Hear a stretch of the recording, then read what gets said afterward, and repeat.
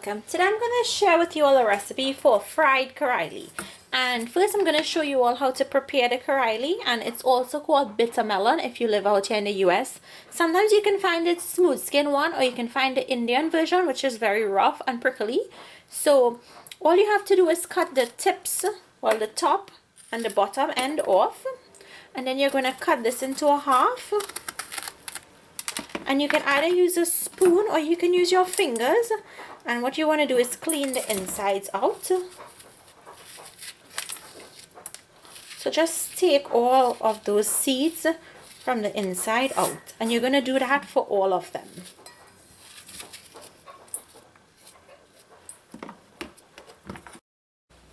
Okay, now that I've finished slicing up the Carallie or bitter melon, I'm going to liberally salt this.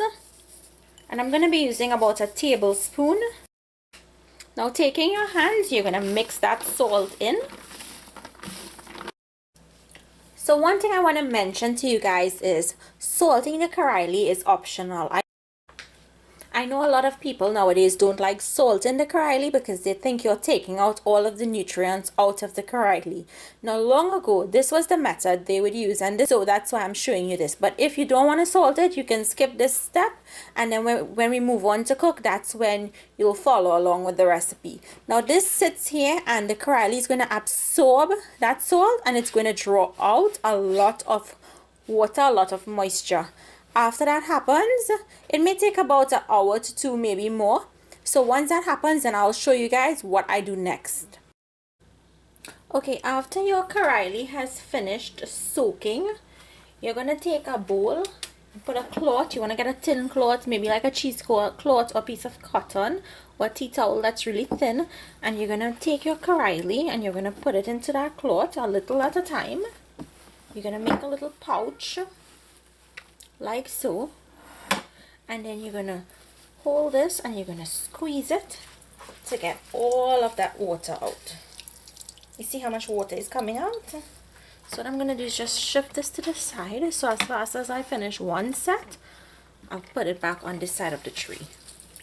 Then you take what you just put through the cloth, what you just wrung in the cloth, and you're gonna put it back on this side.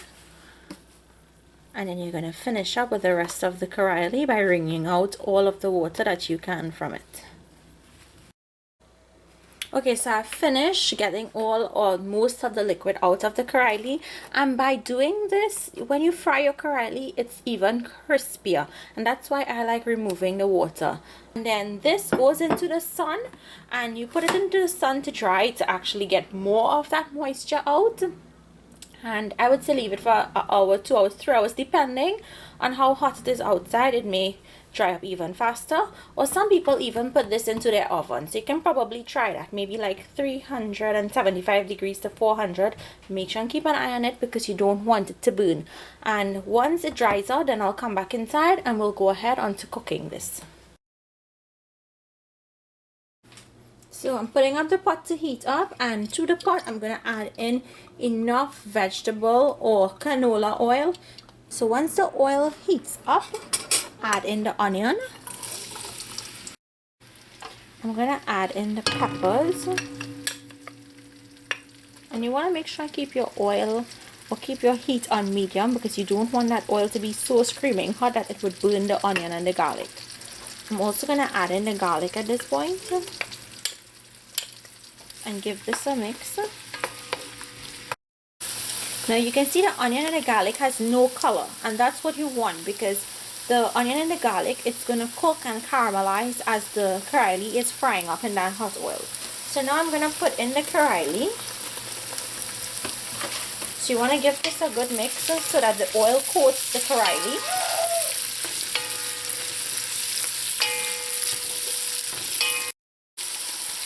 Okay, what you want to do now is spread out the Carallie in an even layer, and now you're going to leave that to fry, and like every 2 to 3 minutes you would go in and turn it, and it will start to brown on the bottom, and that's why you're turning it, so the other pieces would start to brown.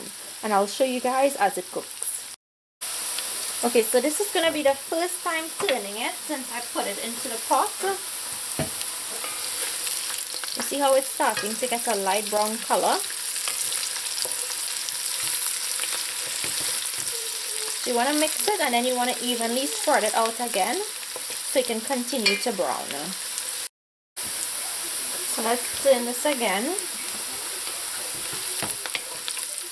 And you see how it's taking its time and it's browning? That's what you want, because you don't want it to just, you put it in the pot and it just start to burn right away. You want it to take its time and brown. So this is finished. And what I like to do is, I'm just going to take this off the stove. So this is what I do. I take all of the Carallie and I pull it to one side of the pot. And you see how the onion and the garlic browned together with the Carallie and it didn't burn? That's why I put it in and I cooked it the way that I did. Now I'm just turning the pot, and I'm taking my spoon holder and I'm going to put it under the pot, and it's going to create an angle so that all of the oil from that Carallie will drain off to one side, because this, you have to put so much oil to fry this Carallie, and I know it's not healthy, but this is the best way I find that you can drain the oil from the Carallie without having to eat all of that oil and without the Carallie having to soak up all of that oil. So I'm going to leave this to drain for about 5 minutes, and then I'll dish it out and show you guys what it looks like. I just want to show you all, look, at the bottom of this bowl, there is no oil. And that's because I went ahead and I tilted that pot so that all of the oil can drain out. You just want to be careful when you do that and you're taking up the Carallie, it doesn't go back down into the oil. So just be very careful, and your Carallie will be perfectly fried without that oil residue when you have to eat it.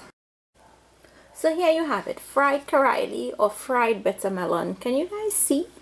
It came out so crunchy, and this is how I like it, really crunchy, to eat with dal and rice, or you can eat it with sada roti. So I will leave the link for my sada roti recipe at the end of this video, so you can click on that. It's really simple and easy to make. So I'd like to thank you all for watching. If you're new to my channel, I hope you like and subscribe, and I will see you all another day with another one of my recipes. Enjoy!